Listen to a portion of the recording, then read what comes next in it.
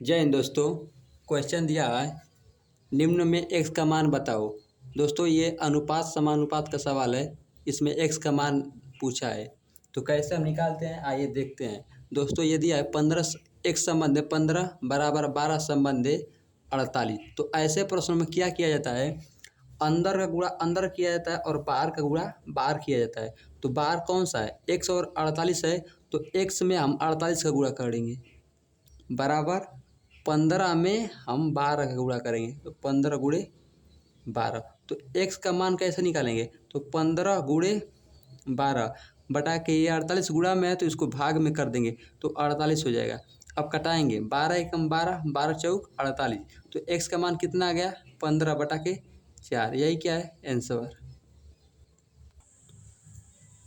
दोस्तों अगला सवाल है, दूसरा सवाल है, दिया हुआ है ए संबंध है बी बराबर 3 संबंध है 4, बी संबंध है 4 बराबर 5 संबंध है 6।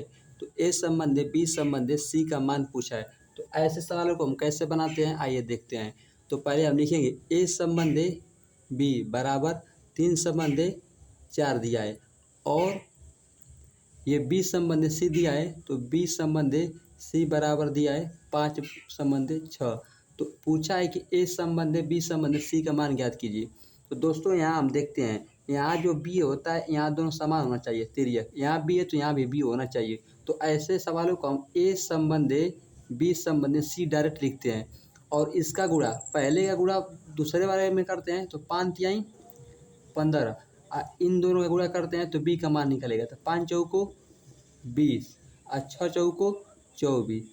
तो ए संबंध बी संबंध सी का मान कितना आ गया, 15 संबंध 20 संबंध 24। यही क्या है आंसर। अब दिया है तीसरा क्वेश्चन। तीसरा क्वेश्चन दिया है 3, 15, 18 का चतुर्थानुपात बताइए। तो चतुर्थानुपात क्या होता है दोस्तों, ये 3 संबंध है, क्वेश्चन दिया है 3, 15, 18 इसका चतुर्थानुपात बताना है। तो इसको मान लेते हैं कि ये ए है, इसको मान लेते हैं बी, और इसको मान लेते हैं सी। हमें चौथा निकालना है तो चौथे को मान लेते हैं डी।